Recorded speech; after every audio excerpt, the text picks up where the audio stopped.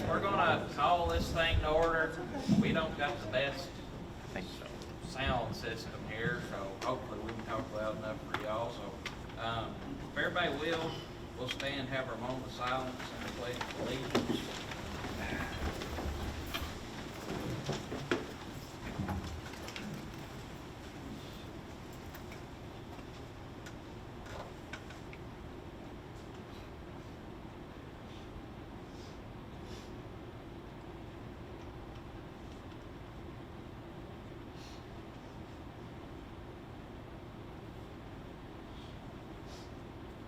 Thank you for that.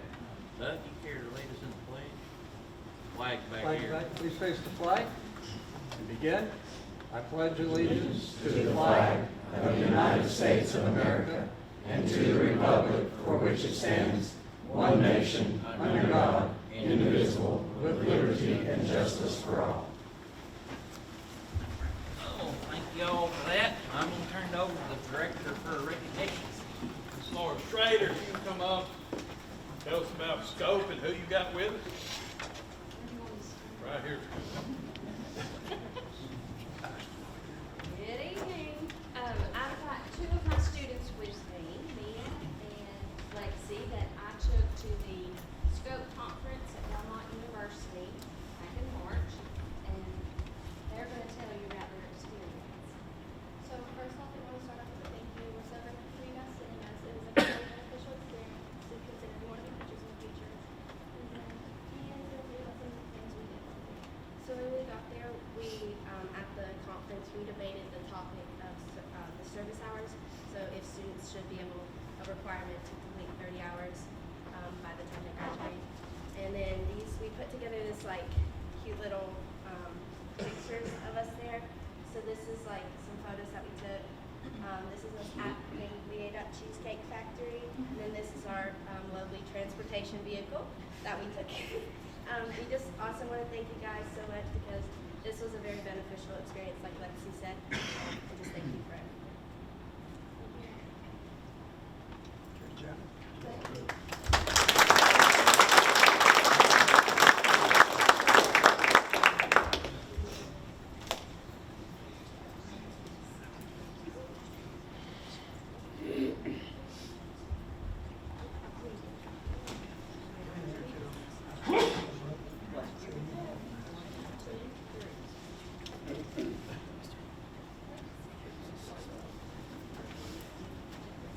All right, next, Mr. Steve Simpson. We got our golf team. Come on up.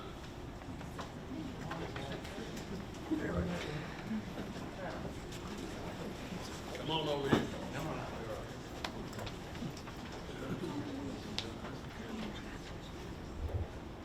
So I'd like to thank Dr. Arnold and the board for having us tonight, recognizing these guys and girls that tried really hard this year. Our co-op's made up of all 4 middle schools in the district, and all these kids, and our golf team this year represented kids from all 4 middle schools, so I'm very proud that we have representation from all the schools. And our district team is made up of the top 5 boys and the top 3 girls from those 4 middle schools. And our girls team, tonight we have represented, I'm gonna let her say her name here in a minute, but we have Caroline Simpson and Berkeley Foss, who are from Jefferson Middle, and they weren't able to be here. And our girls team, they came in 4th place, so they missed it by 5 strokes of going to regionals, which will be next week. So I'm gonna let her come up here, and we want to do ladies first. Come on up, tell us where you're from and who you are. I'm Blakely Rogers, and I'm from Jefferson Middle School, and I was the #1 seed in Jefferson County.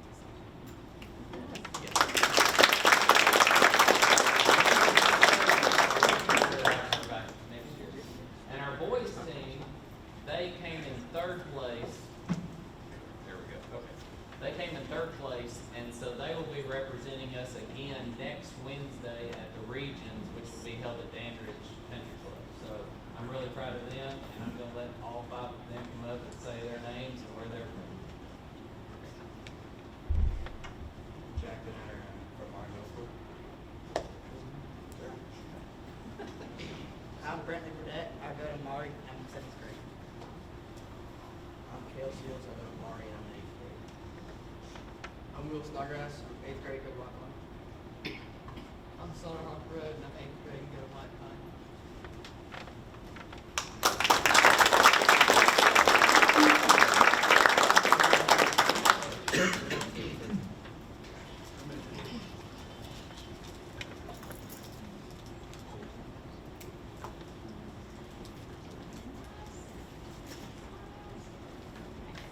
Hold on. Got a few here. Look this way. Good. Now, one more. Two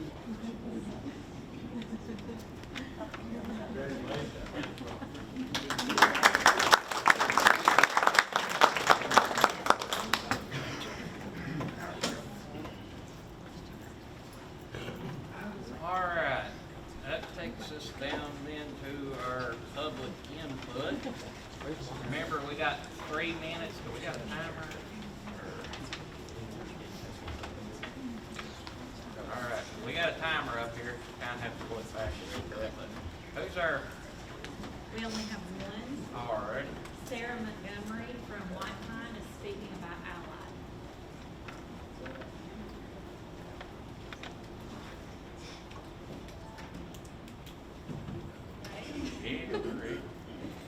I'm Sarah Montgomery.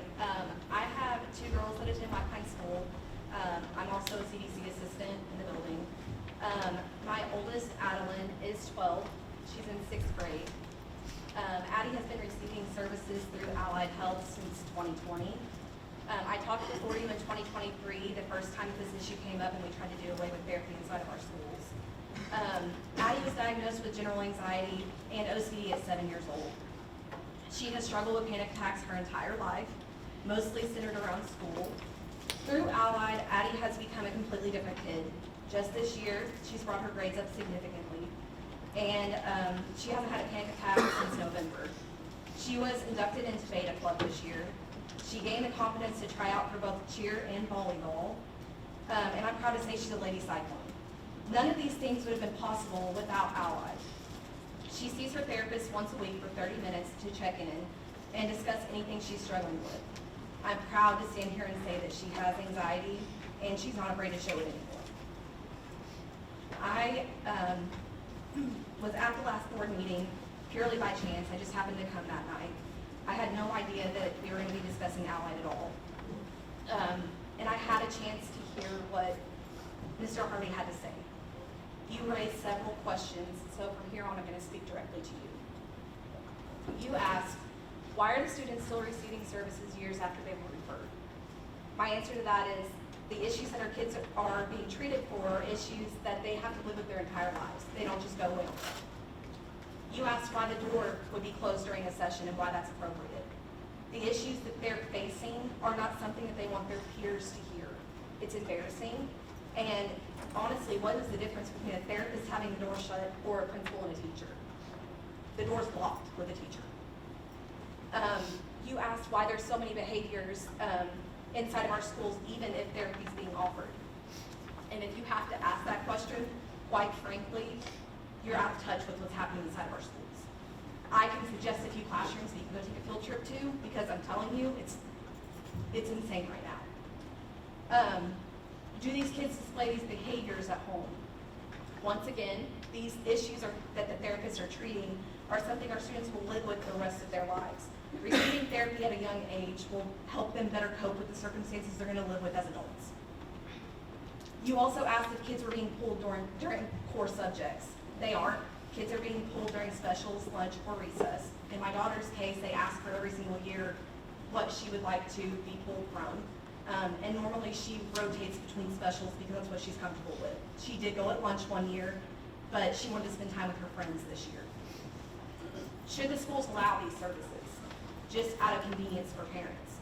A lot of times, it isn't just out of convenience. The kids need these services, and if they weren't being provided by schools, most of the time the parents in our community couldn't even afford to leave work to go to these sessions. In my case, I'd have to miss school to get Addie there every Friday. And I, quite frankly, want to say, if our school can offer this service for our students, why wouldn't we? It's free. We're not paying anything for it. And we're setting our kids up for the future. So I ask that you put your personal opinions aside and think of our kids first. All right, yes, sir.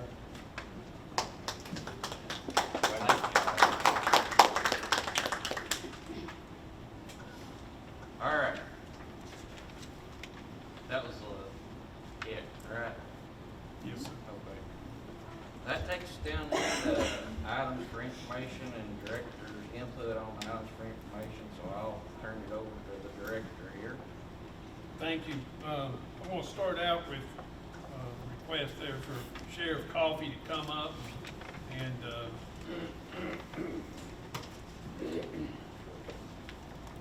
Sheriff's in a good mood tonight. He had a good budget meeting, so good day. So, go ahead, Mr. Yeah, Sheriff, I was the one who asked Dr. Arnold to invite you to the meeting. I have some questions.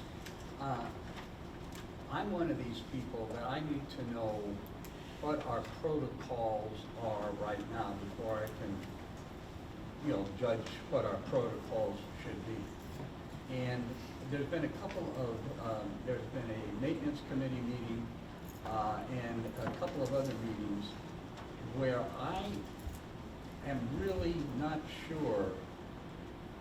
Maybe we assume that everybody knows what the role of the SROs are, what they are there for, what they're there to do, and maybe some areas that we're asking, some things that we're asking them to do, really, it's not their place to do it. I mean, I know in schools, everybody wants to be a team player, and if they're asked to do something, they go and do it. But rather than me putting words into your mouth, can you tell me what what the core reason the SROs are at the school, and what their main purpose is? Well, there's several, but the main one is for protection of the students. The world that we live in, bottom line, their main priority is if there's a threat to that school or inside that school, they are there to eliminate that threat. That is their main responsibility. We do a lot of different things here. We know that's the main core of it, but we do a lot of stuff as far as investigating and looking into things and pre-planning. Our SROs are constantly going down the hallways, checking doors, doing the prevention thing. Now, there are times of the year, some of them are DARE certified. They teach DARE to the students. Sometimes the teachers ask the SROs to come in and speak to them, maybe on some law enforcement matters. But the education part is not the main part, but they're there to do that. The SROs, I went into one, a school a few months back, and the janitor was in there, and the SRO was helping them, and a kid had got sick. And they're helping clean that up. All the kids are in the classroom. And they said, like, am I supposed to be doing this? And I said, well, we're doing this as a team. We're doing this as helping the faculty and so forth. We don't want to put them, we know what the reason is there, but we want them to be a team player with inside the school too. Because the job that the educators have are a lot harder than what the jobs the SRO have. We're checking perimeters, we're making sure all this hard stuff that they do is in the summertime. We do about 120 hours, 140 hours of training. And we use a lot of the schools during that time, which I know you came to Mount Horeb last year, where we're preparing them, and also the road deputies out there in the event something happens. So there's a lot of pre-planning, there's a lot of training on their side too. So, but the main part of when an SRO was there is to eliminate a threat if it comes in. And there's other stuff too, but that's why they're there. Are there any, again, I don't know if there is a job description from the state as to things that they can do and specific things they cannot do. The reason I'm asking is Coach Bradley had a maintenance meeting There was a question that came up about SROs going out and directing traffic, during pickup and drop-off time. And he mentioned, and I tend to agree with him, that that's really not their place, and they shouldn't be out there. Their job is to be inside protecting kids. And I'm just wondering if sometimes people don't forget really why they're there and what their core purpose is. Again, I know they want to be a team player, and if somebody needs to fill in and help out, they're, I think they want to do that. But are there things that you would prefer that they not be asked to do, or things that you prefer that they don't do? The directing traffic, I know we have two here at the high school. We have one inside the building and one's assistant out here. And then they're out greeting students and other schools and coming in. This has been discussed before, and I just go back to these stats. From 1966 to 2024, more school shootings weren't prevalent in the 60s and 70s until the later years here recently. But about 40% of the shootings happen at the very beginning of school and at dismissal. So that is a must, that the SROs must be in there greeting the students and being prepared. So that was one reason that I'm not for our SROs directing traffic, being out there greeting. But they are the most, of all the times during school, if you look at the school hours of the days, they are the most vulnerable and they are the most dangerous, and that is the time that you will see a shooting happen or some type of act of violence. That and the lunch period, it is a third or fourth. But those two times, we tell our SROs, be seen, be present, and expect, because that is the times through history that we've seen the most acts of violence at schools. So in your opinion, they should be inside the school, or either, if they're not inside, outside the school, but just outside the door, not out in the street, Correct. Okay. Correct. Yeah, because I absolutely agree with that. And sometimes I think the fact that someone has a uniform on, they tend to get placed where that uniform will be most effective, whether it's their job to be there or not, And I just think we as a school district need to make sure we keep in mind why they're there and keep them in those positions for the exact reason you mentioned. Great. Thank you. Thank you. I know that every year we sign an MOU with the sheriff that has descriptions in it of what we will not do. Just like whenever we shared keys, we had descriptions of what we will not do. And so, that's a lot of stuff. We had a conversation. I know that I had someone who brought up about the deputy directing traffic out on the high school, and I informed them that wasn't one of your deputies. That was a school system employee with a car that you donated. Sometimes that gets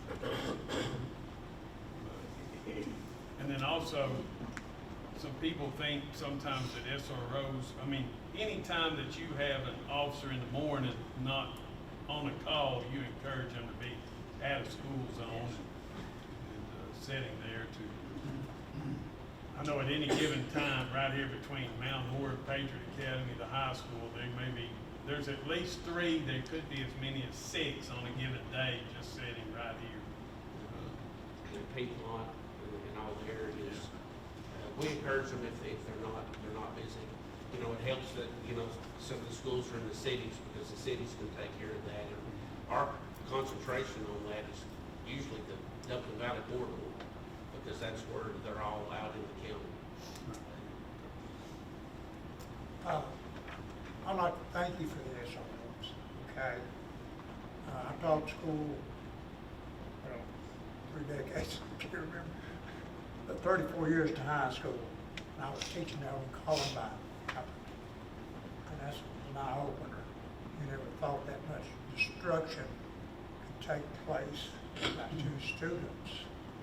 And so I'm very thankful for your SROs. the only reason I brought that up is the end of the day at the high school was a very confusing time. There were kids going everywhere. They were kind of getting on the bus, going to get in the car. But I would guess, and this is just a guess, that 25% of the student population was still in that school. And now you've got kids wandering around. You don't really have teachers. I mean, I finished my hall duty because I had that certain spot to watch kids get on the bus, and that was in a few minutes they were gone. And you have all athletes, sports. I mean, it's just a lot of people wandering around. And but that I wasn't trying to talk about it. Don't get me wrong. I appreciate your SROs immensely. It took some of the pressure away from going to school in the morning. Had a lot of pressure there. I always like to say I went to school whistling, but I sure didn't when I left. You know, at the end of the day, and I always went with a good attitude and tried to. But the SROs are really appreciated by I know by the teachers. What we can afford to put there is great. Okay, but thank you and your deputies. I know they're trained, very professional. I've seen them in action, so you can be proud of them. Okay, thank you, Sheriff. And I appreciate it too. Got a couple of questions. Do they go through like recurring like county training periodically through the year, like annual or anything? Yeah, they're actually required by state to do 40 hours in service. Every officer is required to do that. But the SRO is required to do 16 hours on top of that training, is what they're required to do. So actually, you know, they're mandated to do about 56 hours. What we try to do is about 110, 120 hours of training. We give them as much training as we possibly can. We take them to the firing range 4 to 5 times a year to make sure that skill is mastered with them. Because we understand if that comes to that in school, we need them to be getting what they're getting. And so we do that. We've done, one thing we're going to look at maybe this summer is maybe getting them some advanced medical training so they can have that in their tool belt. And then a lot of it is just situational training where we take them into schools, there's nobody in here in the summertime, and then we set up scenarios. And we've set up scenarios from someone's entered the other end of the building to a parent is in the office area and something happens there. We put them in all these different scenarios, training their mind to react to. So we do a lot of that in the summertime. We have semi-mission weapons, which they mimic the weapon we have, but they shoot off I guess you could say a paint bullet. Don't feel good when it hits you, but you wear protective headgear and all that. But we try to make the training as realistic as we can, so that they're prepared in the event something like that happens at our school.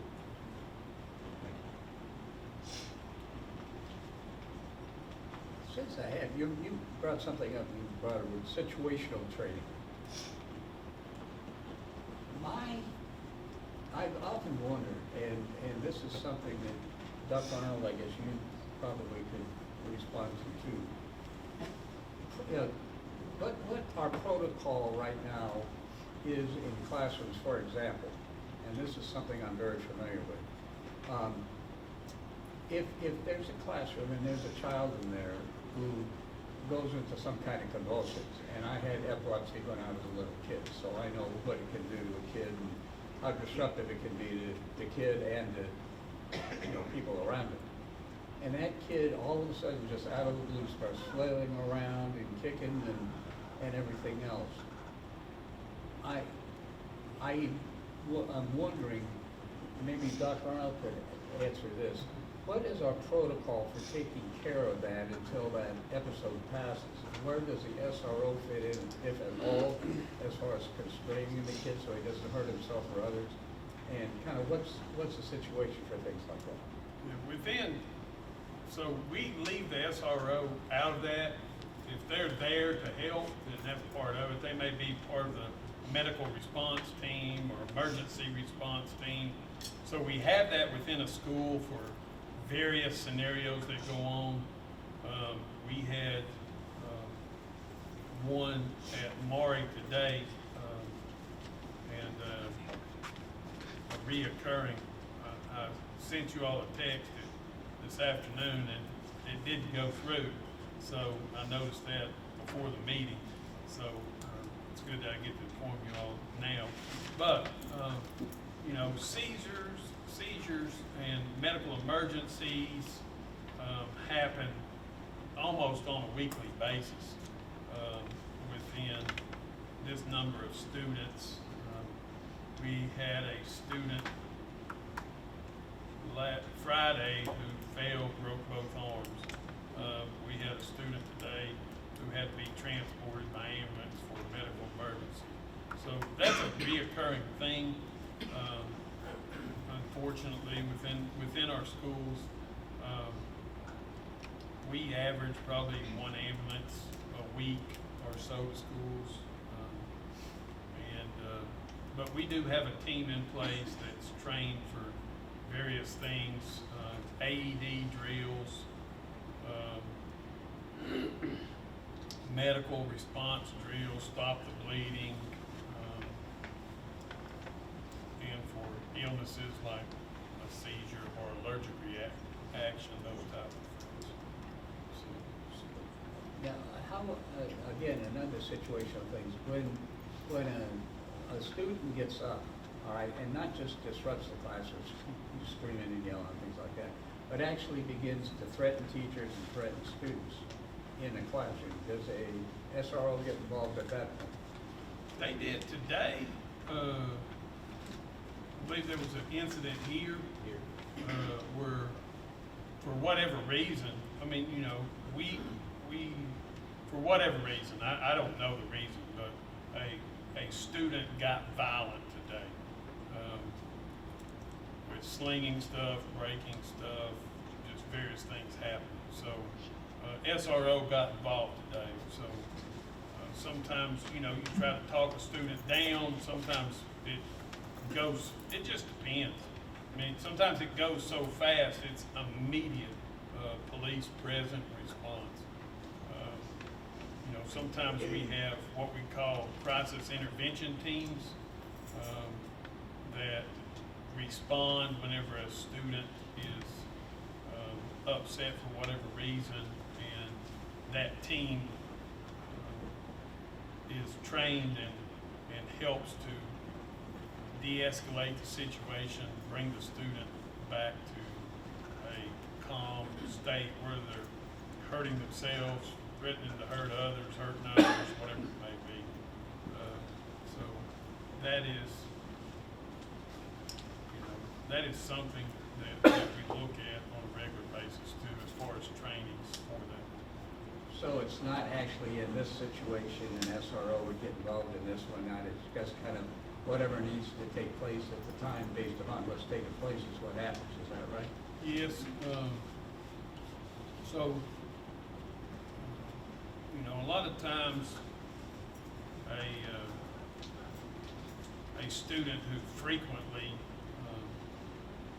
gets upset, the crisis intervention team is maybe used to them and they know to talk them down and what to do.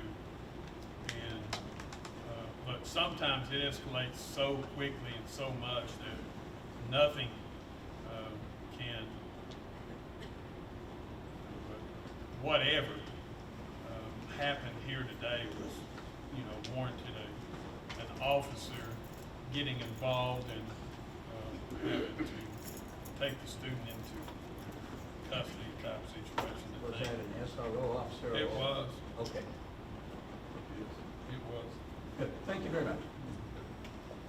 Yeah, I was actually a juvenile when that situation, and the SRO explained it to me, and it was one of those situations where I think the staff here did an outstanding job trying to control it, but when the SRO got there, it even escalated further, so there was going to be no working for as far as the SRO.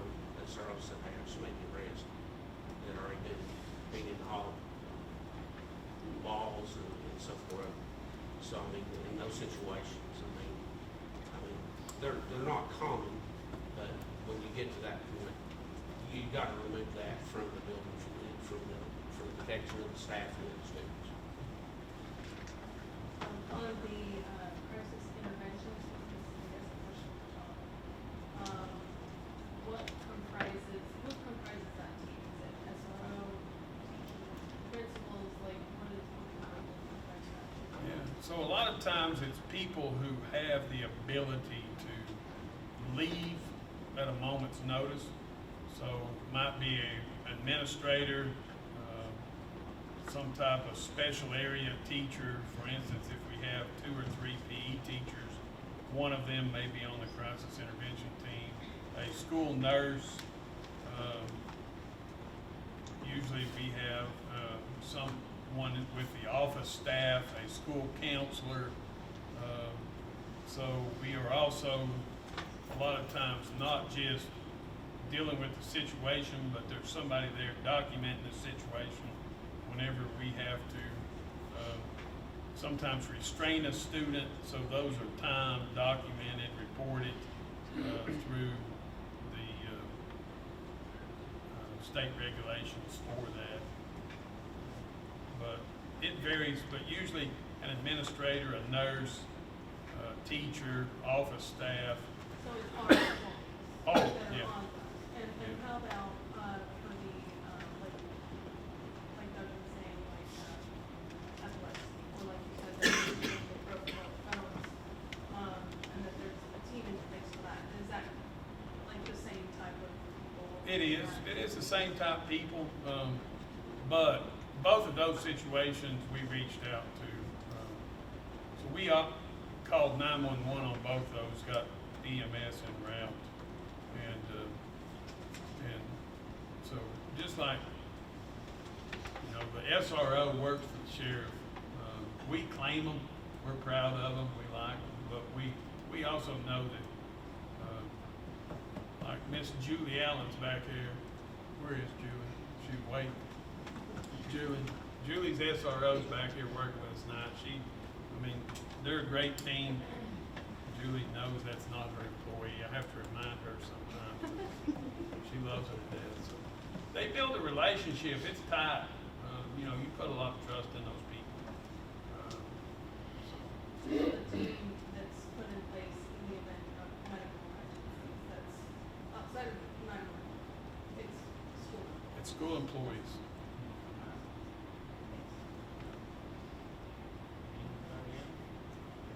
But there, at times there's a lot of things going on in the background. That's outside the school that investigators do. I know that the last time that, a few weeks ago, when we had a threat that we thought was a threat, we took some kids in custody for making that threat. And I think I pulled them in the house at 5 a.m. along with my chief, and we're not going to stop. We've got the technology that we can start tracking the phones down. And it was about 5 a.m. we got in the next morning when I got home. But unequivocally, we knew who had done it, and they were in custody then, and they were students. But there's no time that we want to put ourselves in that we have a threat overnight that we're just going to sit there and we'll start on it in the morning. In the morning may be too late. We're going to start aggressively going at it right then and trying to figure it out. And there was one occasion where we worked all night and didn't get anywhere, but we got there as soon as school started. We was able to find out and identify, and sometimes that stuff happens. But if there are any more questions, I just want to say this one thing. The decision that you all made to put a master key in the hands of every law enforcement officer in this county is unbelievable. When that I know I have the master list there of everybody, all the deputies that have them, the constables, TWAR officers, the highway patrol, all the city police officers have that key in their possession. They don't have to go look for a box. They can pull up on this side of the school, enter in, and go in, find the grant, and stop right through. There ain't no other school systems around here. I met in a meeting with all sheriffs and all police chiefs in Franklin a year or so ago when we sat down, and I was in there with two of the major cities and three other departments that were bigger than Jefferson County. And they said, you know, well, they put us in work groups and they said, what is some of your wish list? And they're like, well, we wish we had this. And I'm like, okay. And then you got one over there that says their SRO don't even have a working key to the building. When he gets there, the janitorial staff lets him in. And everything that was on their wish list, we'd already accomplished here.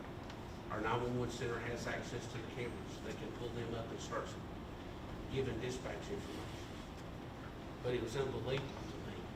And I'm sitting there and they said, what's some of your goals? And I'm like, my goals is I'm just thinking, God, our goals are already complete. I mean, you all are they're at the drawing board. But I think a lot of it's about relationships between the school board and the sheriff's office and the county government and everything else. But here, if you went to other school districts and asked them, what are you doing? I think you'd be surprised that they got outer doors that don't even lock. That the draft goes through them and then they've got some kind of chain on them. That's not here in this school system. It takes a team effort to keep the 7,000 kids safe every day. That's our goal, I know, as well as your goal. And but anytime that anybody has any questions about if you got ideas how we can do things better, hey, we're going to have open ears and shut mouths, and we're going to sit and listen to you. Because that is the main goal, is keeping our future safe. And they are absolutely our future. But thank you all again for allowing us to have the access to that. And we just hope that we never have to get in that situation. But if we do, we're going to be ahead of the curve in that part. Thank you.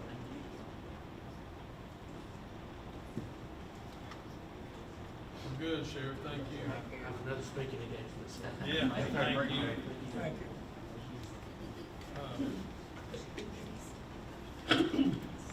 Next on my report was a request about mental health MOU. So we currently have, as we talked previously, 2 mental health agencies that serve students within our schools. And based on last month's meeting, the board discussed wanting more say-so within what the group does and approving an MOU. So I reached out to Scott Bennett, who joined us tonight, and Scott created an MOU. He's also seen the RFQ that was proposed to bring in mental health agencies that the board picked from and chose a mental health agency. And then Helen Ross McNabb serves a small portion, 3. They have 3, Helen Ross McNabb. Yeah, they have a room for 3. 3 school-based health liaisons within our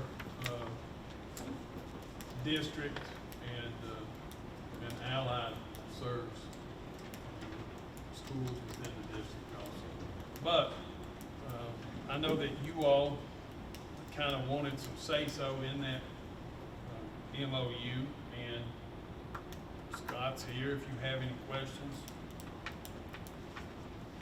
I'll comment briefly on the MOU while y'all are looking through it. I assume y'all had it. You had it there? But get it on tape. I can project, but I don't know that I can project that far. So, the document you have in front of you, you've got two. One is an MOU that I drafted, and the other one is the RFQ for, behavior and mental health services. I had a conversation, I think a month or so ago with Mr. Hardy, who was asking some good questions about the role of counselors in Jefferson County schools. And it's important to understand that when you let someone into your school system during the school day, that their mission needs to be to support the mission of Jefferson County Schools. So as a, for instance, the mother who was commenting on the services that Allied was able to provide for her child, so her child can access a program of the school, that's what we're talking about. On the other hand, you don't want to turn your campus into a medical mall solely just for the convenience of folks. So you want to have a service that's tight, that supports the program of the school. And so your RFQ actually speaks to that. At the very top of the RFQ, it talks about the purpose of what this board was trying to accomplish when y'all went out to try to solicit proposals. And what you write here is you're looking for folks who can, quote, strengthen the existing services provided by school counselors.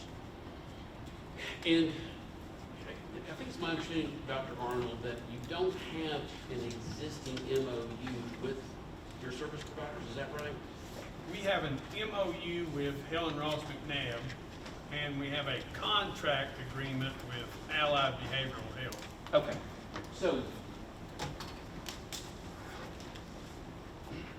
what I proposed for your consideration here is this MOU, the purpose of which is to establish the parameters whereby counselors are in here, they're working with students, but they're doing it as part of your overall school health program, your mental health program, which your school counselors are already doing. But there's recognition that as mental health needs of kids have evolved over the years, they're more complicated. It's not that school counselors aren't trained. They're marvelously well trained. But there's a line between what a school counselor can do and what a mental health professional needs to be doing.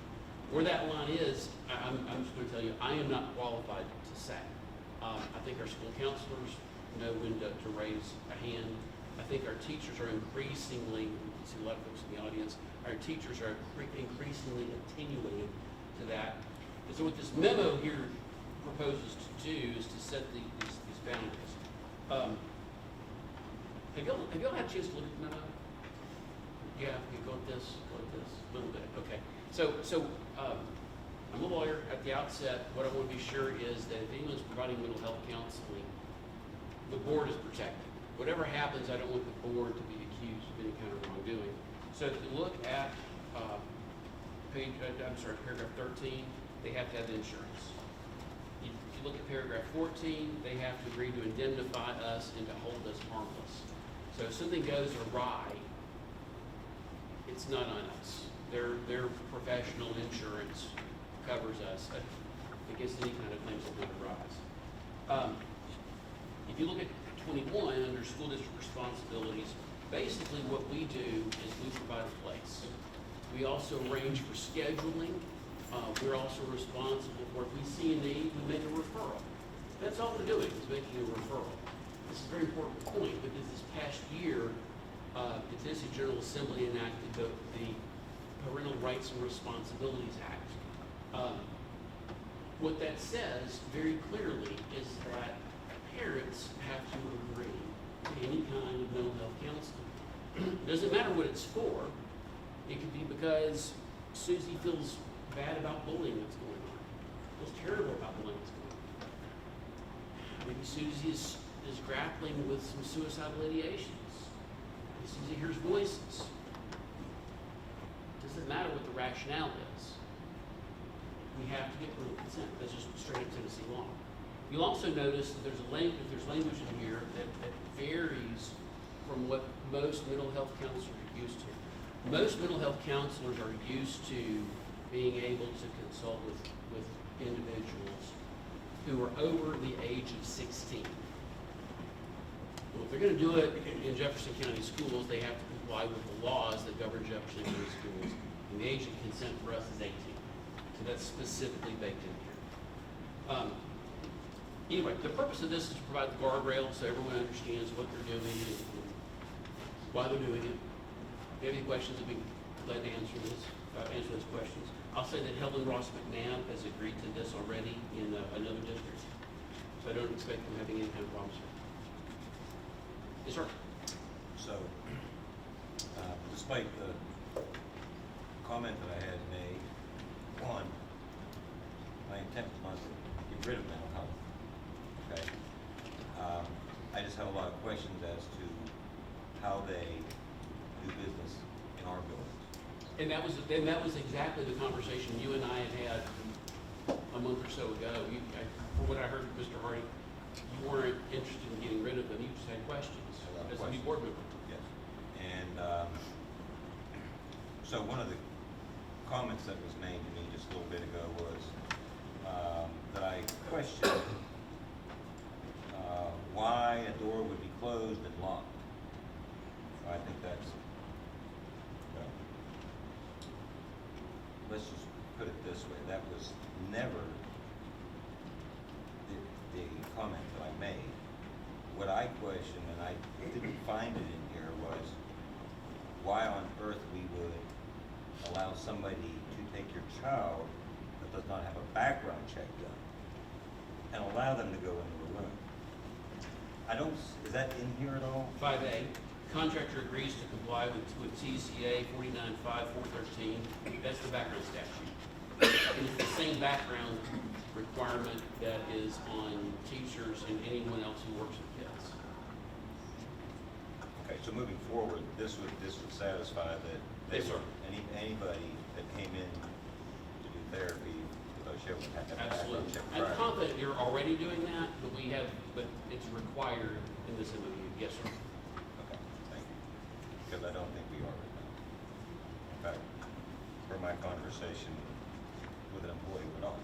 And that's my concern.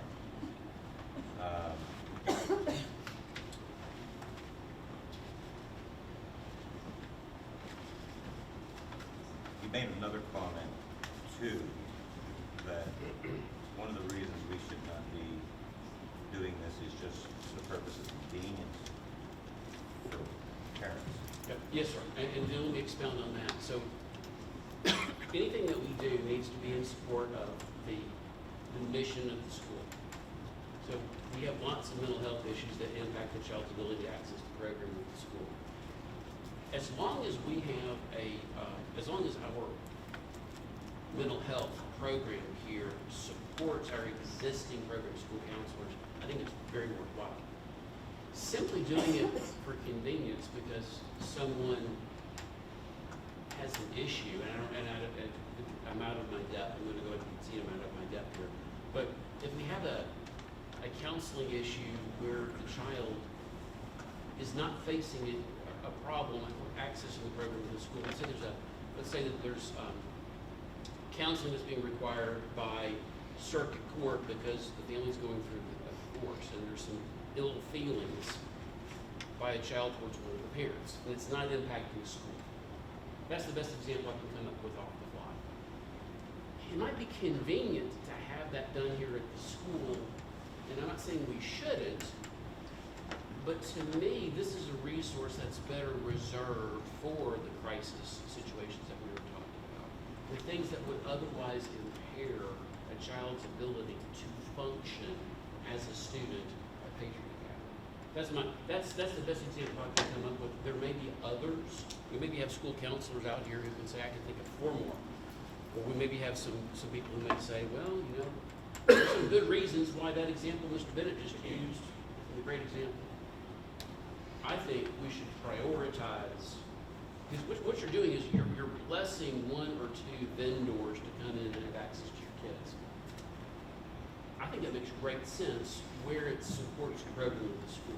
If all you're doing is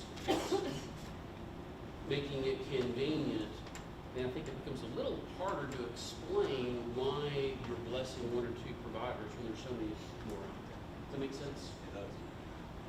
And when we've chatted, I hadn't seen the RFQ.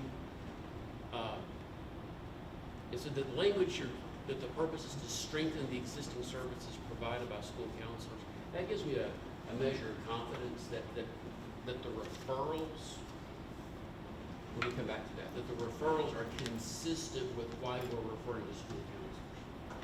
The point I wanted to come back to is, because I haven't seen your existing arrangements, I don't really know what kind of gatekeeping we have. We may have really good gatekeeping with this.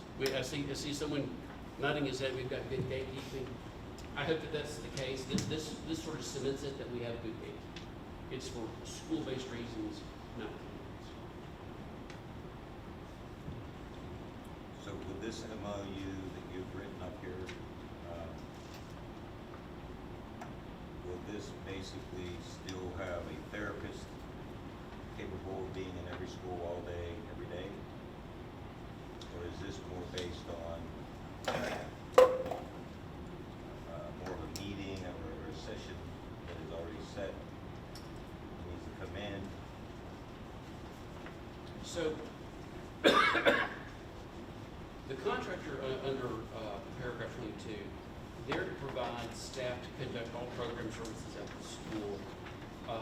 Under B, they're required to ensure that staff is available on the premise of the school.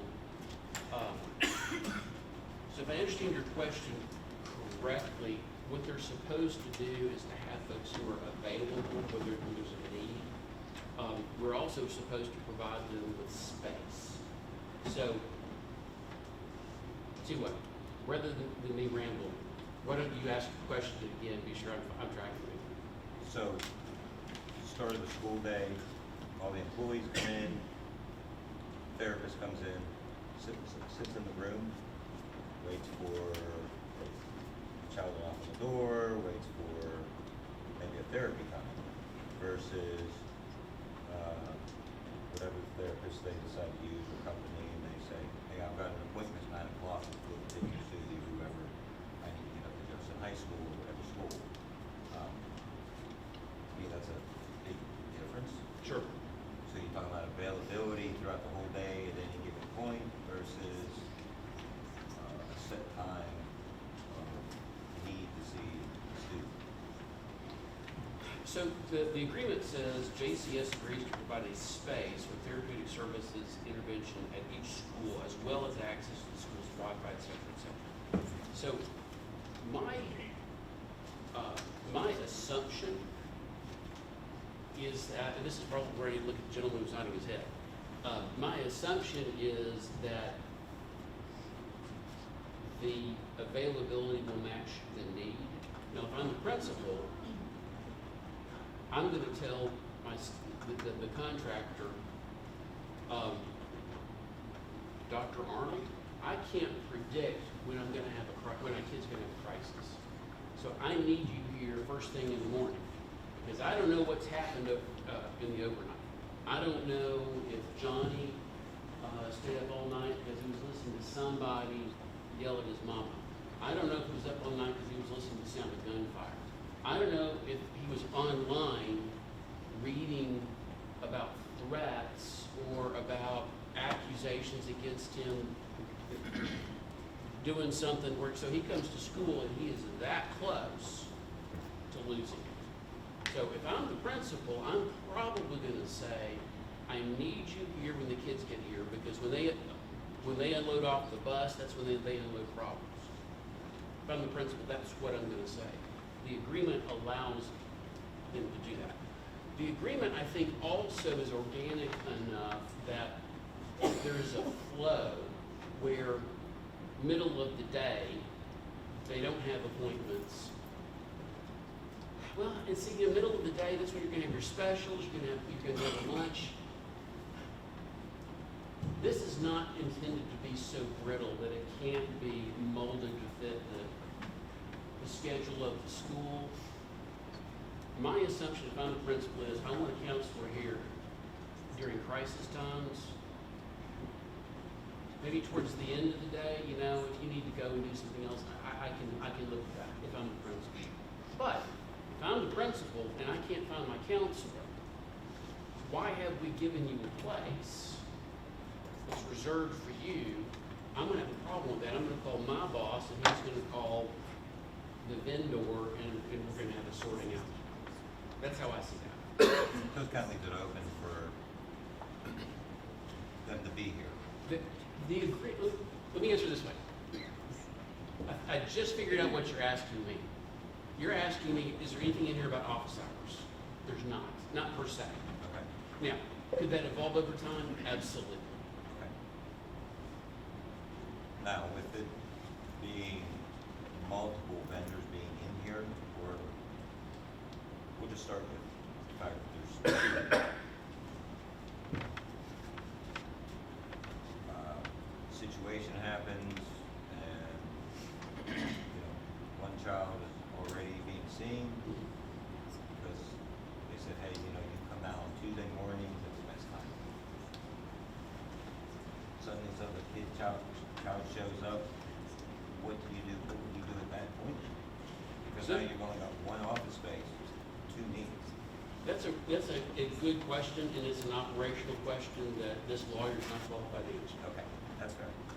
Now, let's go back to your premise. You've got two vendors. I don't know what the plan is, but my assumption would be that based upon staffing availability, maybe Helen Ross McNabb gets this school, Allied gets that school, and the assumption is you can develop relationships with the kids at that school. Yeah, sometimes they, like, Allied is at the high school, Helen Ross McNabb is at the high school. They both have space at that location. And there's plenty of students to go around. Whereas, you know, Newmarket or Talbot at 275 or 300 students may not require, just like it doesn't require a full-time assistant principal, you know, it doesn't require full-time staffing of mental health liaison.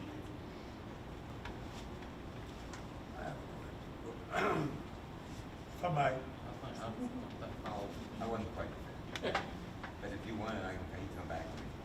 Okay, so, another question I have is this just set to, or is this up to school district, school board, or who is this set up to allow, you know, say a parent decides that they don't want to use Allied or Helen Ross for whatever reason, maybe they already have their own therapist, and the child needs to be seen, or, you know, mom and dad can't meet them in the evening, so out of convenience, they're gonna make that appointment during the daytime. And, but this office space is already being used up. Is this just logistics that the school has to do? Is this, I mean, I'm starting to see really a big conflict within. So let me rephrase your question to be sure I get it right. So we've got vendor arrangements with Helen Ross McNabb and Allied, and let's say there's a third. Let's say Cherokee, because I know that they're floating around. Sure. I was going to say Tommy Arnold Consulting. We'll go with Cherokee. Okay. So Cherokee has services, and let's suppose that Ms. Smith already sends her child to Cherokee. We don't have a relationship with Cherokee. Ms. Smith says, I really want my child to see Cherokee. There's a problem. I really need to get my kid into Cherokee. That's not going to be a reason to add additional space. Now, the board is the gatekeeper, obviously. If the board said, well, you know, we like Cherokee's services, but they didn't respond to the RFQ. They didn't respond to the RFQ. But Mama says, listen, I really want my kid to get in to see Cherokee. Could you open the door and let another vendor in? You could, But again, at some point, we're going from providing for the immediate needs of kids to now we're kind of turning it into a medical mall where it's exclusively for the convenience of the parent. To your hypothetical, if the child is in crisis, maybe not you know, acute like hanging on a thread today, but there's just this long-term struggling with you know, weight issues, with perseveration on various things. Paint the picture however you want. In that scenario, that's where the school counselor needs to develop a 504 plan with that child and the child's family to address the larger issues. Okay, Ms. Smith, I understand that your child needs some additional supports, and you're, for whatever reason, not comfortable switching over to our current vendors. Child's not really in crisis. How about we draft a 504 plan to address these issues, and maybe during certain parts of the day, we allow for a release so your child can go get counseling. Or maybe you arrange for the counseling at the end of the day so you can still get your cores in. There's a way to solve almost any problem. But this is not a recipe for opening up our schools to every possible vendor that might want to come in. So I kind of feel like we've kind of said, these are the two vendors you can use, because it's convenient for parents. Or you say, we don't do that, and parents figure out, like other people, a lot of people who have a lot of medical needs, and figure out their 10, 15, 20 different specialists, and make it work. You know, I kind of find it hard to imagine that some, I just think that, let me get to another question. I don't want to. Let me like respond briefly to what you just said. So, not discounting the complexities of medical needs, but one of the challenges with dealing with mental health issues is that there's this really impossible to graft lineup between the child's mental health, the child's ability to access the program of the school, not necessarily just grades, but also that child's behavior. And that behavior could affect the learning of the child, but also people around the child. And so the genesis of the school counselor program, besides giving kids access to other opportunities in the education program that they wouldn't have been well aware of, it was also to get in front of potential disciplinary problems, to get in front of truancy issues. And so the genesis of this was to keep kids in school behaving so that they can learn and grow and mature and contribute to society. In the last several years, what we've learned is that student discipline issues are sometimes that the kids just don't know about. But a lot of times it's because the kid's behavior is off the chain for reasons that have nothing to do with how the child was raised. It has lots to do with the environment that kid brings to school with him every single day. Now, I'm out of my depth. I'm a lawyer, not a sociologist or a psychologist. I'm certainly not a counselor. But I can tell you that most of the problems that I deal with in the school environment deal with student discipline. And this is a strategy that boards around the state have embraced to try to better address student discipline issues. I'm looking around the table and I see two people who remember a very, very, very tragic case a long time ago where a young man was very imbalanced. You know how to see someone nodding his head. And he went home and he shot someone with a 12-gauge shotgun over a cat. Had a good class.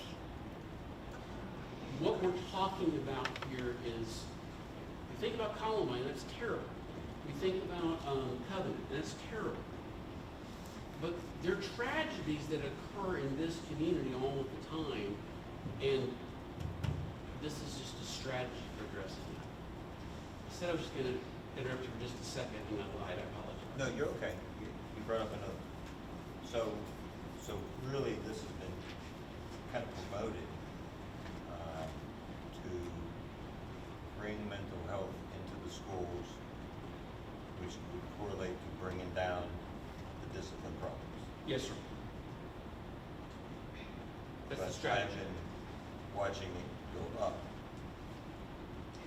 And we can't determine what it would have been but for these measures. We don't, you can't prove a negative.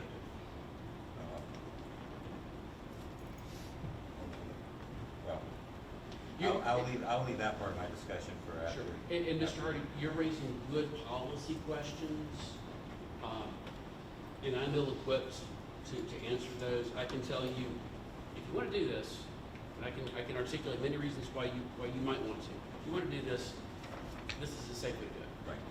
Well, so I'm trying to keep my questions to this. Sure. I had another question, but I'll let Coach go ahead.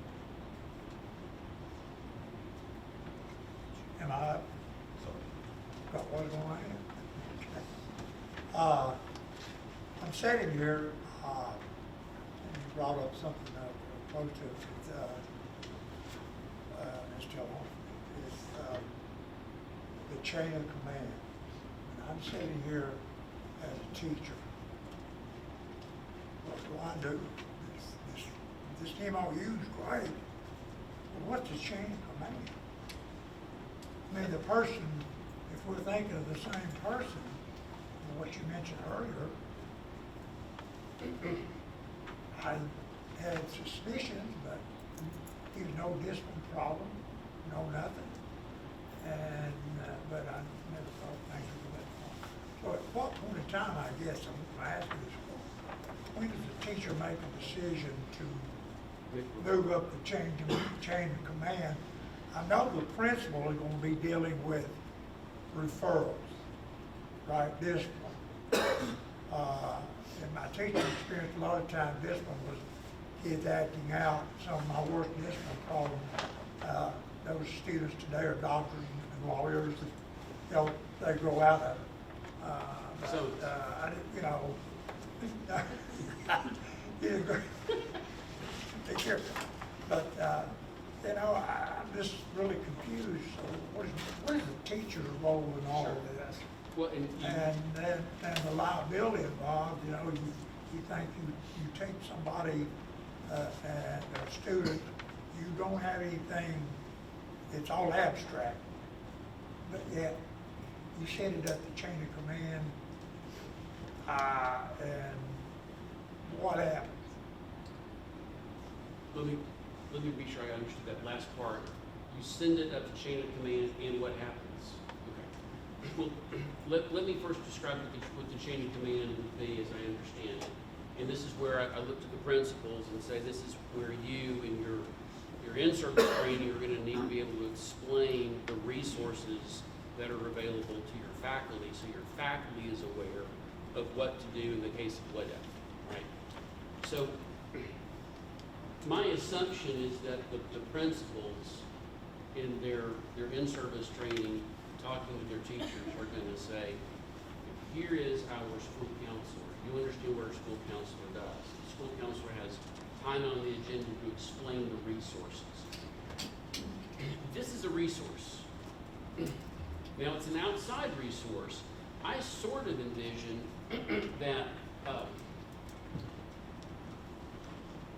probably a teacher like yourself, may go down the hallway to Mr. Ibbotson there and say, hey, Doug, you're a counselor. I have a question for you. What do you think about this situation?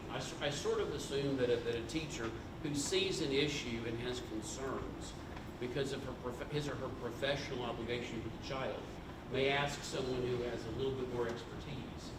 And then based upon that, if you look at the MOU, what happens next is you do a referral. You refer, and it doesn't say that it has to be done with the school counselor, but you get parental consent, that's state law, and then you make a referral to Ally or to Helen Ross McNabb. But let's suppose you're like, you know what? I've known Doug for 20 years, but I can look at little Paul Harvey down in my first grade class, and that guy needs some help. So you may decide to go ahead and do a referral without talking to someone else. But the linchpin there is your professionals who are mindful of their duties under the teacher's code of ethics are watching kids, and you're alert to what's going on in the classroom.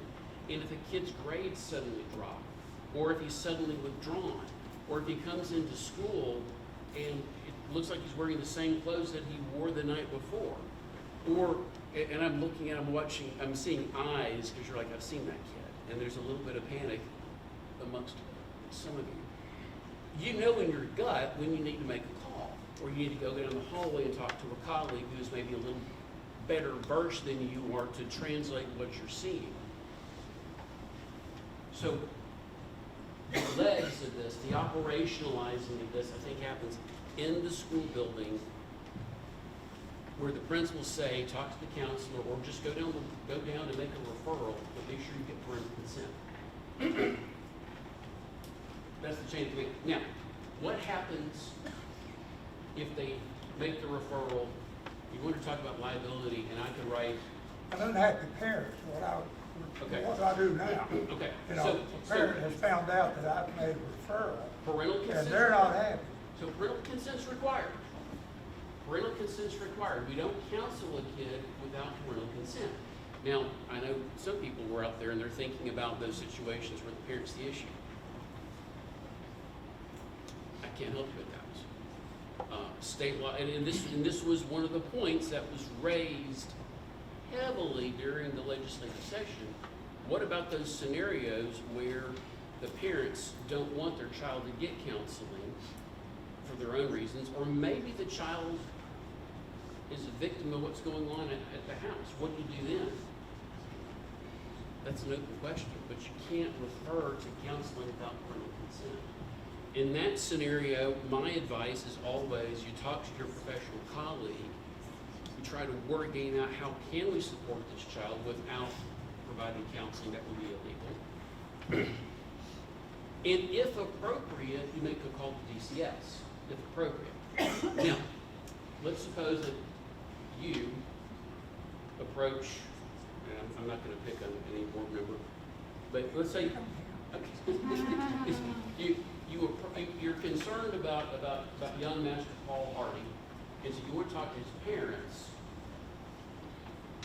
Paul's dad is livid. I can't believe, there's nothing wrong with Paul. I am livid. How dare you pry? That's not a liability issue. You may have a barrier between you and that parent that you as a professional need to figure out how to work around if you're going to serve the best interest of the child. But you're professional. And sometimes you don't get along with people you got to work with. You got to suck it up and you got to figure out how you work with that person in. I'm not worried about the parent suing us, because whether you make a referral or not is discretionary under Tennessee law. We're going to be immune from suit. No, don't lean too much into what I just said. I'm not saying that you do something or you don't do something because you're worried about being sued. Okay? Always do what you need to do for the best interest of the child. Okay? Go like this. Go like, yes. All right. So you'll never hear me say not to worry about the lawyer. I'm worried about being sued. And I will protect y'all as best I can. But generally speaking, under Tennessee law, if you're doing what's best for the child, you're not going to be facing litigation, or at least liability. Now, here's the other question about liability, and this is to Mr. Hardy's point. You these folks are behind closed doors, we make a referral to someone, and that person either does a lousy job counseling, and the kid goes from bad to worse. Or worse still, the counselor takes advantage of a vulnerable child.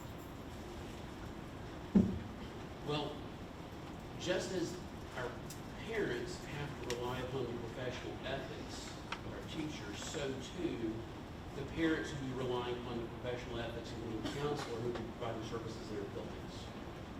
Which is why we have requirements that they be licensed certified counselors, that they have appropriate insurance, and that they agree to indemnify us. Again, my least significant consideration is the liability.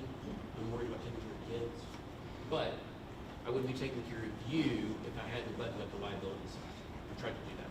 Well, you know, still, if I was a parent maybe, and I found out my child had been referred, first question out of my mouth would be, who referred them?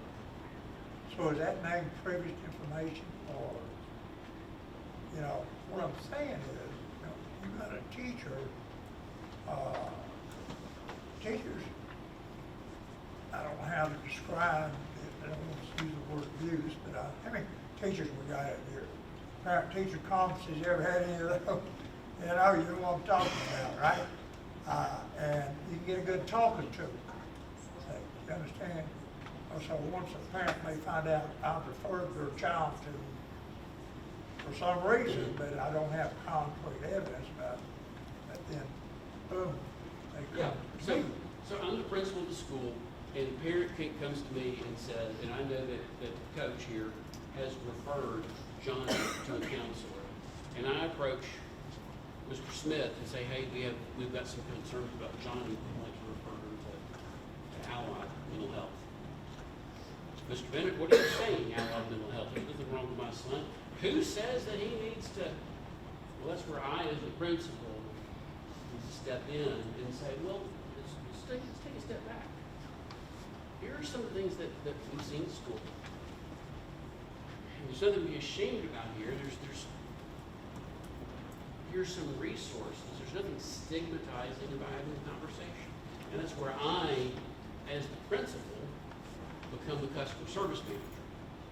Principals, y'all know that y'all are customer service managers? I mean, that's what you do. So I become the customer service manager, and so I, as principal, will then protect my employee coach being fussed at. Now, at the end of the day, if Mr. Smith says, I want to know who, well, I'll tell you what, we'll set up a conversation. I'll sit down with the three of us, sit down and talk about it. How about that? At the end of the day, they'll be able to find out who made the referral. But as the principal, I'm going to try to protect my professional employee against any kind of fussing. Yes, sir. I just got a question. You were saying Mr. Smith says nothing's wrong with his child, and this goes on and on. He says, no, I don't want counselor to send my child, but this kid is getting worse. What do you do? I mean, if the parent says no. In Tennessee, we have the constitutional right to parent. And that's where we as the educators have to respect the authority of the parent to raise the kid. As educators, what we have to do is we have to explain our concerns, articulate them well, but respect. The parent says, no thank you. I understand everything you're telling me, no thank you. Parents have the right to parent. Now, I'm making an assumption here that what we're talking about is, I don't know, body image, peer-to-peer conflict, nothing that is implicating the life of the child. Now let's suppose, let's change the facts and say Johnny comes in and Johnny says, I'm seriously considering taking my life. If I'm not here Monday, you'll know what happened. At that point, we have a different set of circumstances. At that point, we call crisis. At that point, we link in the SRO. At that point, we're no longer trying to get consent for services. At that point, we're moving to a different posture. crisis response team, and we've amped it up a bit, okay? Now, what that requires is coach here, he's working with the kid, parents is in it with counseling, coach stays engaged, he stays engaged, he's fulfilling his professional duty. Maybe he's not sending the kid to counseling, but coach is staying engaged and speaking grace into the life of that child. Teachers do.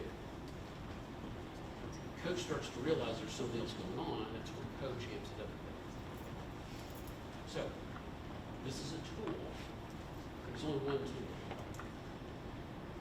The board decides not to use this tool, we have other tools.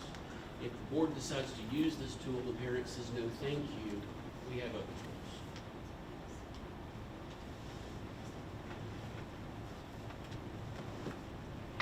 Mr. Chairman, I've got kind of a sequential question here. Okay. This is not, and Dr. Arnold, maybe you can correct me. My understanding, and please correct me if I'm wrong, is that in the past, we have determined that a youngster needs help. So we then, again, this could be wrong, we refer the youngster to a behavioral health service, and then they get the parental permission. They actually approach the parent to find out if it's okay with the parent that they see the kid. Is that what we've done in the past? Or do we do what Mr. Bennett has in here? Do we approach the parent first, get the permission from the parent to refer the kid to the behavioral health service? And so right now, counselors make referrals. So in talking to coach, teachers do not make the referral, custodians do not make the referral, kitchen staff. They may talk about a child to the counselor, but the counselor makes the referral to the parent, and the principal makes the contact to the parent. An administrator reaches out. Sometimes the counselor may be there with them, but that occurs prior to, so there is that outreach. So the referral may be that The referral meeting. counselor, the school personnel reaches out to the parent first. Yes, All right, that was my question. yes. So the parent, before the behavioral health service even gets involved, the parents has to opt in and say, yes, I want that behavioral health service, whomever it might be. Yes. It's okay with me that they get the kid. That's correct. They talk to school personnel prior to talking to a outside contractor. And what kind of information do we give the parent about the service that we suggest that they refer their kid to? In other words, if we say, we have Helen Ross McNabb here, we would like your permission, your written permission, I presume, to refer your youngster to them. At that point, what other information about the service provider do we give them? Or is it pretty much on their own to find that out? So we do give them, we have a list of course, partners within the school, outside agencies that is available. So a lot of times too, we may not know if they seek that outside or that mental health help. And unless they get called out of class and go to Allied, we may not know that they go to wherever else outside they may go. So I guess I'm probably not making myself clear. I guess I'm asking if, when we determine, through either behavior or through ongoing observation, that a kid needs help, at that point, somebody tells somebody in the school, I would presume a teacher says, Sally's acting a little strange. We might want to alert the parents and let them know that she might need some help. All right, teacher would then tell somebody in the administration, either the counselor or the principal that, and then the principal would reach out to the parent, or whoever would reach out to Yes. the parent and say, here is a list of providers in our area that we think, Sally, we think you should, you know, any one of whom we feel confident could, you know, counsel Sally on her problems. Then is it up to us to, if they say, well, who do you suggest? Do we then suggest somebody? Or do we say, ma'am, it's really up to you. We don't tell you what dentist to use. We don't tell you what, you know, neurosurgeon to use. We really can't tell you what behavioral health, but that's really up to you to determine that. But your kid does need help. I mean, I'm just trying to find out what the Yes. kind of different scenario. So- I feel that by referring somebody, again, I'm not worried about liability. I want to make sure that the kid gets the best help. But are we, to give a dumb analogy, we had a gas stove put in our home. We went to Appalachian Electric, all right, who did it. And we say, okay, you're gonna sell us the gas stove, who do you suggest to the connection? They gave us a list. They say, we cannot and will not recommend anybody on these lists. These people all are in that business. It's up to you to make that choice. Because if something happened, if that gas stove, because of what they do, blows up in your house, we're not gonna be on the hook for that. We're not gonna be, you know, they told us to use Ajax Gas Company, we used them, and now we're on the hook for what the damage that happened to your house.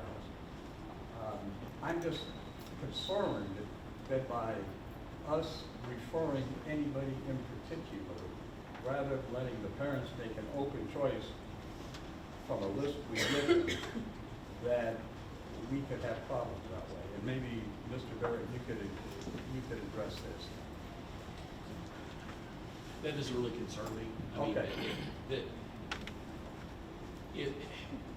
there is an endorsement aspect, but that's what we do in RFQ. Who is interested in supporting our school health program? Our school counselors are already involved in doing a lot of this. I'll give an example where it maybe isn't directly with the school environment, but it's not purely external either. Kid loses a sibling for a parent. Child still needs to come to school, but you can't say that that's not going to impact the child's ability to access the program of the school for some period of time. In that scenario, and I've been saying teacher, but it could be any school employee, goes to the school counselor and says, hey, do you think Johnny or Susie would benefit from Ally or whoever else? And that's when you then make the contact with the parent.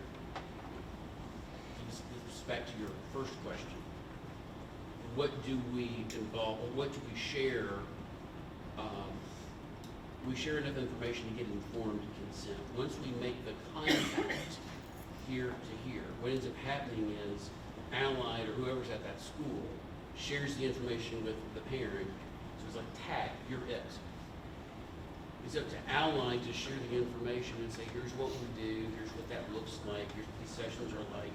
We understand this is more or less confidential, et cetera, et cetera. Parent either gives informed consent or doesn't. So the scope of the information is between the provider and the parent. It's our job just to make the connection and then we step back. Okay. So that's the first question that you asked. This question that you just asked, is there a problem with it being Allied or Helen Ross McNabb, but not Cherokee? I don't really see that as an issue. You only have so many schools. Certainly Cherokee had responded to the RFQ. Did they respond to the RFQ? No. They didn't respond to the RFQ. So it's kind of a moot point. I'm not particularly worried about a hypothetical where Cherokee says, I would have liked to have bid on that, but didn't. So I'm okay with that. Now, to your other point, what happens, you know, when you're talking about the stove installer, someone does a shoddy job and there's a liability issue. That's always a possibility, but we are ill-equipped to judge the qualifications of mental health providers. What this board has to decide is, are our kids better off with having these providers in the building than not? That's your question. Yes, sir. But from what I understand, the one thing that you seem absolutely adamant on is no referral can be made without parental consent, without parental opt-in for their youngster to see whoever. That's state law. That's state law. Yes, sir. All right. Do you see any difference between having a provider on premise to take care of emergencies versus having them on premise to provide long-term ongoing therapy? I do. The problem is I can articulate that difference. I can't tell you where that difference is. So I'm very familiar with one particular district where it's not Helen Russell, yeah. It's a provider that is an operator. They make regular referrals because this particular district has probably a serious suicidal ideation every week. There's no plan, so it's not crisis. Well, if you think about this, for that child to have those suicidal ideations, to have so many kids having that, what you're talking about is more systemic. There is an ongoing issue. So it may be a crisis today, this week, this month, but at some point, does it become more of an ongoing relationship that should probably belong out there so that our resources can be freed up for true emergencies? Probably. But I can't give you more than probably, because candidly on this particular issue, I don't know what I don't know. That's where our school counselors are gonna have to have a good relationship with your providers and ask the question, okay, on your caseload, are these people who you should see in clinics, or these emergencies? And if you think about the number of referrals that school counselors are gonna be getting, you're gonna know, is Susie needing to see a counselor because the chancellor said, you know what, to get ready for supervised visitation with the parent, kid needs counseling. It's nothing to do with school. I think that's something that should probably be done outside of school, in my opinion. But if you've got the counselor there, and if the alternative is that Susie misses half a day of instruction, I can make an argument that, I mean, this is a convenience issue. I don't think that's what you lead with. But I can make an argument that in that scenario, save the day of instruction if the counselor's not busy.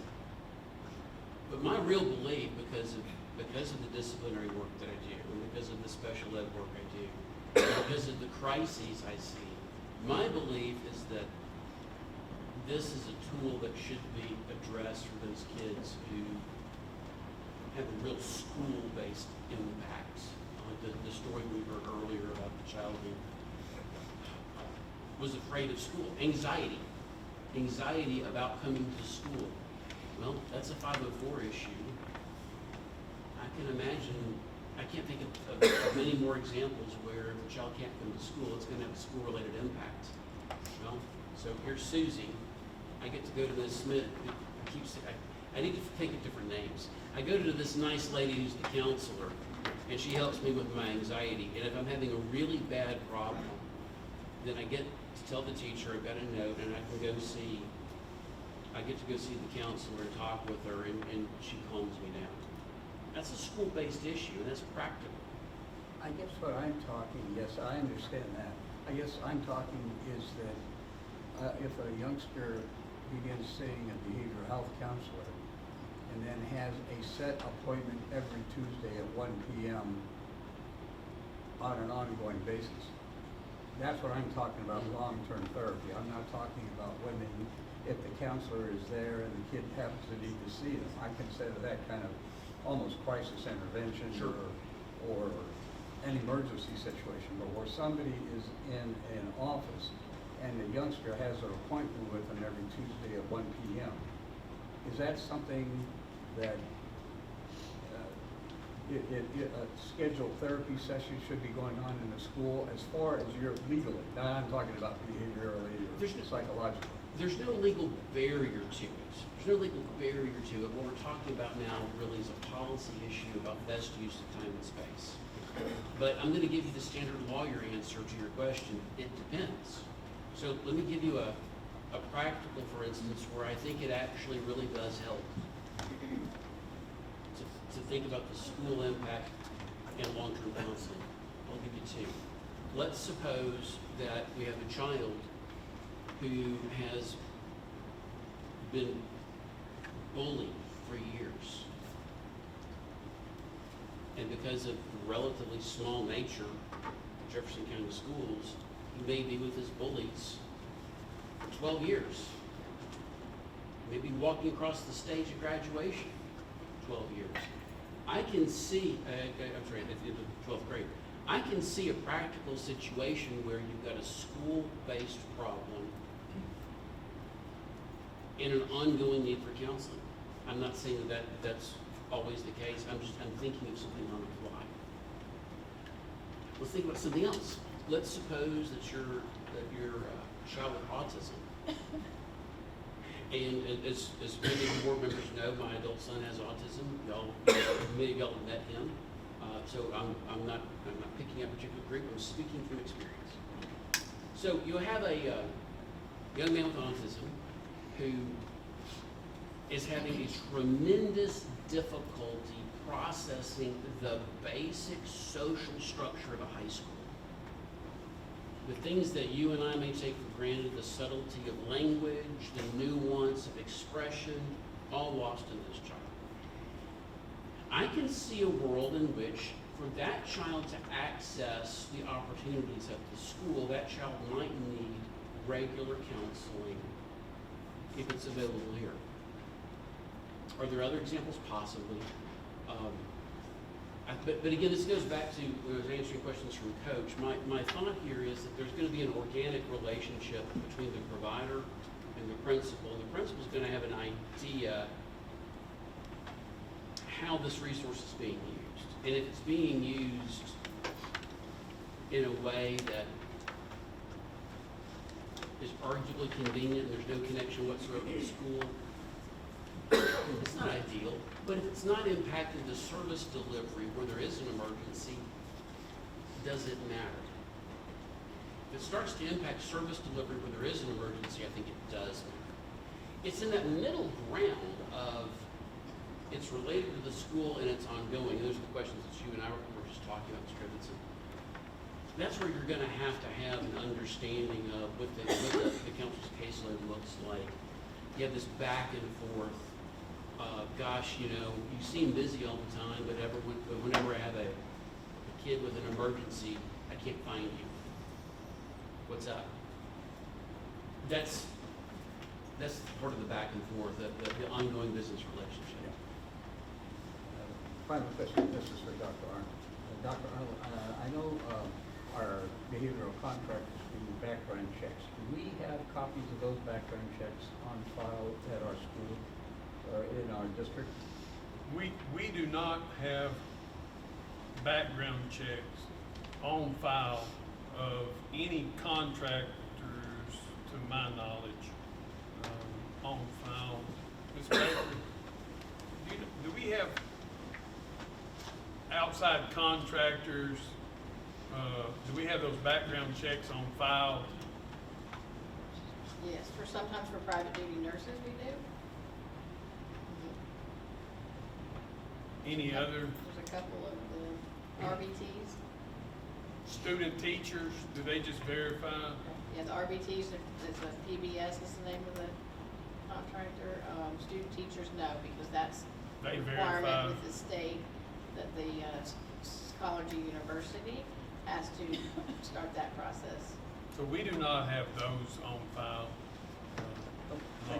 Thank you. And generally, unless we were the ones running the background check, we wouldn't have those on file.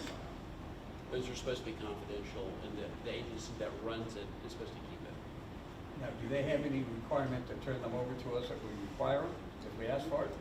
Well, so there's actually a federal regulation that says thou shalt not disclose this, period, or you lose your access to the database. So whenever someone but we also have a state law that says that you're supposed to share the results with the person. We're kind of, the answer to the question is, we may share with the person who's been checked, but we're not supposed to share it outside of that. Can the parent ask, request, if Jill Smith is seeing my kid, I want to make sure I want Jill Smith seeing my kid. Sure. So my suggestion would be you need to talk to Allied or Helen Ross McNabb and see if they'll share it. That's not something that we would get involved with. Okay, thank you. Yes, ma'am. You had mentioned earlier, blessing two agencies over all the others. Now, I remember, now I know this is only coming to my mind because we have Patrick Yep, thanks. tomorrow. And during our first PACA meeting, it was brought up during that concerning an MOU, we're talking here, that about not putting anything in the MOU that elevates one organization over other organizations. Yes. So. Good memory. So, yeah, so if you have one or two of them, you need to have them all, or Yeah. none at all. Yeah. So we Yeah. talked about. So, great question. The difference is that you're talking about the Professional Educators Collaborative Conferencing Act, which is its own species of law, versus whether we can have a contractual relationship with one or two vendors, but not everybody. So over here under PECA, again, Professional Employees Collaborative Conferencing Act. PECA gives professional employees the right to conference with the Board of Education. But it also gives them the right not to conference. It gives them the right to join an organization, but it also preserves their right not to join an organization. And so the General Assembly has said with regard to PECA, if you want to join a JCEA, you can. If you want to remain independent, you can. But you get no greater rights for being a member of JCEA than by being independent. It's just straight up state law. And so for that reason, I have recommended that in the language of the preamble of MOUs, and this is unique to Jefferson County, this is every district we represent, that we take out any kind of endorsement language that might suggest that the people who are part of JCEA are extra special. I'm not trying to be pejorative. I'm saying any language that says that we are conferencing with one group that would necessarily imply that other people don't have similar rights, I would suggest violates the language in PECA. Okay? So, to recap, PECA explicitly preserves the right of teachers to be independent or to join other groups. And so any endorsement language that would water down the virtue of independence, I would suggest needs to come out. Here, with the business MOU, it's a recognition that you can't turn Patriot Academy into that medical mall I was talking about. You only have so much space. And so necessarily, you got to find out who can come, who can establish your qualifications through the RFQ process. And so if you want to limit it on that basis, you can. Now, I said you can. If you could figure out a practical way not to limit it, you could. But the logic of having multiple providers in one school, it becomes unworkable kind of quick. Does that make sense? Contract, statutory rights, different comparison. Mr. Chairman, y'all asked me what time it was, and I told you how to build a clock, a big clock. So if there are other questions out there. I do got like I don't know if you can answer this or director. If I can't answer it, I will make something up. Well, that might be, I think I've been told that before, so students being pulled from classes. Yes, sir. We get told they're not getting pulled from core class. All right. Real life scenario here. Student is in my class, not a core class. Misses 30 minutes a week, which winds up being a third of class. At what point, or who does the teacher need to turn to if there's already some sort of, the parent said this is okay or whatever? Student's not doing good in class. This is becoming an impediment. I care about the student's mental health, but they need the credit for my class. What's the teacher to do? That's a great question. So the principal, by statute and board policy, is the educational leader of the school. And you've got about a 35-hour bucket that you've got to cram everything that you can into. And if you're going to put counseling in there, something else has got to come out, right? And Mr. Cameron, what you're suggesting here is that suddenly the student who's been doing fine in your class isn't doing so fine. That's where you need to talk to the principal and say, I understand your view is that my class is not a core class, but he still needs my credit to graduate, and he's not doing it. We need to think of a plan B. So you got to be able to have that conversation with your principals. And principals, you need to be able to have that conversation with your staff. If you see a problem, let us know, and maybe we reschedule this. And also, you're touching on something that Mr. Ibbotson was asking. How long is this going to go? I don't know. I mean, if you're missing 30 minutes of a class all semester long, 2 semesters, it is going to impact the child's ability to access that academic program. I asked that because student had English, math, science, me.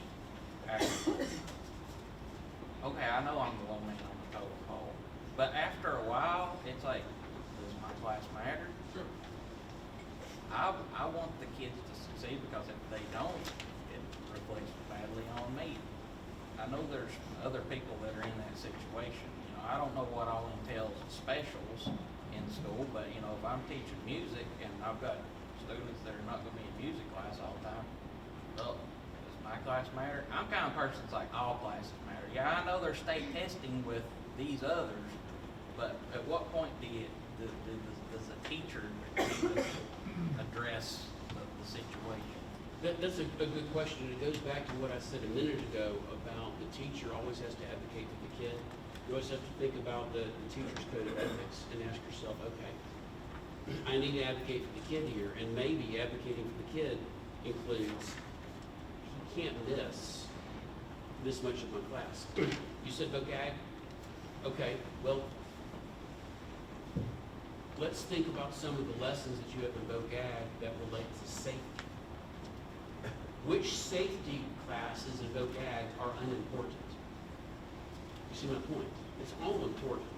And so what you have to figure out here, you as the teacher, you've got a program, you need to let folks you're scheduling know, look, he can't miss this part of the class because it relates to safety. He may as well not be in this class. Or if it's music and he's learning some core aspect of music theory, my daughters could go into great detail. I cannot. But it's easy for me to imagine if you miss a core aspect, your ability to access that entire class is now been compromised. That's where you as the teacher have to advocate for the kid by saying we can't do it here. And again, it also gets back to, again, back to Mr. Henderson's point, how long is this going to go on? And this a little bit more, you're missing the meat of the class. Man, this is, I don't know how to phrase this. We're mandated reporters. If you see something, you don't say something, there's trouble for you. Yes, sir. What point, so let's just say there's a student where you feel the situation, I don't know if I should contact DCS or if I should say something to the counselor. Well, that's easy. You just ask the question. I don't know if I should report to DCS. You report to DCS. That's what I always felt, but I know there are people that have that question, and then I don't want to go that route. I've been there, you're on the phone to people and all this stuff. Maybe it'd be easier if I just let somebody talk to them. What kind of liability is there if a teacher made that decision? And fails to report? Well, I mean, if they were like, maybe I should let somebody talk to them and see if the situation's as bad as I think it is, or... Well, all right, so let me be clear. There is no liability under Tennessee law if you report and you didn't need to. There's a lot of liability for the individual teacher if you should have reported and you don't. Not only is it, I think it's a Class C misdemeanor. Yeah, it's a Class C misdemeanor, but you can lose your teaching license for a year and could be individually liable under state law for any harm that befalls that child because you failed to report. So, Is that also for the mental health folks there too? Do they fall into that so same? the DCS statute says that anyone who is called upon to render aid to a student who may be the victim of brutality, abuse, or neglect has a duty to report. So,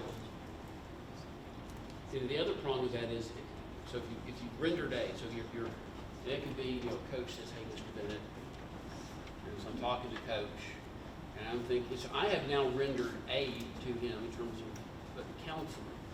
I've talked to him. And at that point, I have an obligation to report if I think he's the victim of brutality, abuse, or neglect.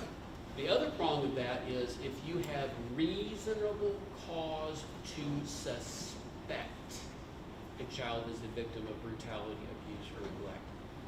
Now, that is the squishiest legal standard you'll ever find.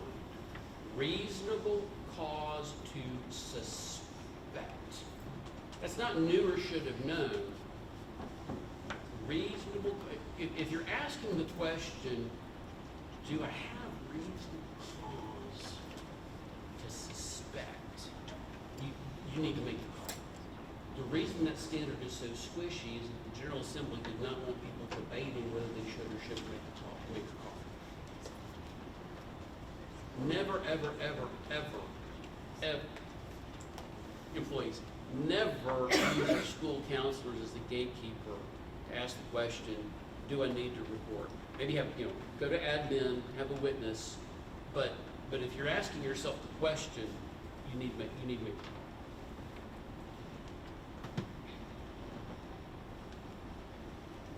I just have one quick question. Yeah. In here, does it have anything, the therapist should be restricted to their office? As in, not facilitate a class, the board, they don't have nobody, I'm gonna go sit in the back of science class and just check out things? I don't think so. But their duty is to be at that room. Will ensure that staff is available on the premises of the school. This is that their office. Will adhere. Well, okay. C, 22C. So this is where principals come in. contractor staff will adhere to all school conduct standards while on site. Any concerns that arise should be reported by the principal to the clinical supervisor. So, you know, my thought there, and then you can go down, let's see.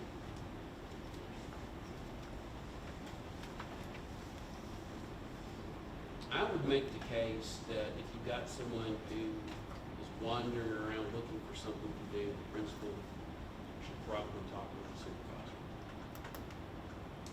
Give me a push grant. But if they're wandering around, they shouldn't be doing that. And think about why.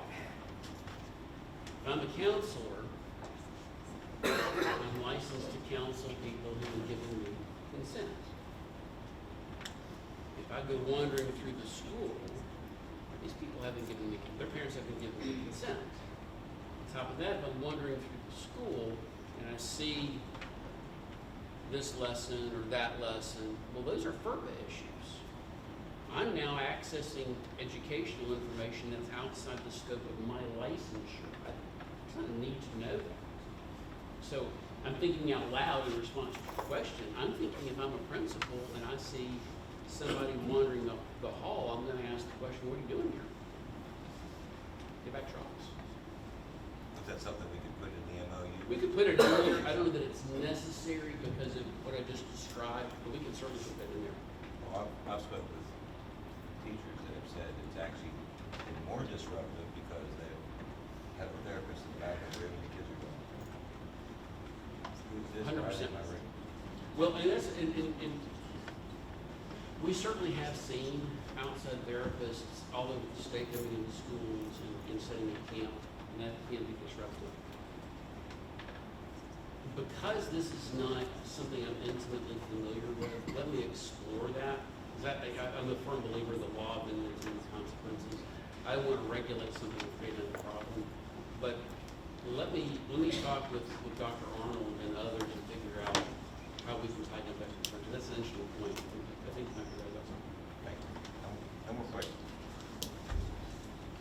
Land sakes.